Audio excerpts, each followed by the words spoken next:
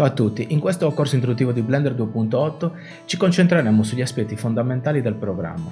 Capirai come funziona l'interfaccia utente, imparando in modo intuitivo e progressivo come utilizzare le sue funzionalità principali. Imparerai rapidamente i comandi di base, usando sia la tastiera che i menu. Alla fine di questo corso sarai in grado di navigare nello spazio 3D, visualizzare modelli 3D, impostare le viste e modificare l'area di lavoro preimpostata. Questo corso è la traduzione di un corso realizzato da me in inglese che si chiama Blender 2.8 Easy Manual. Getting Started.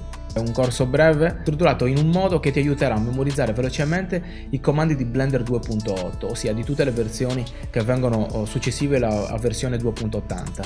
Bene, con questa breve introduzione al mio corso spero di averti convinto a seguirlo, ti consiglio di farlo e ci vediamo dentro. A presto!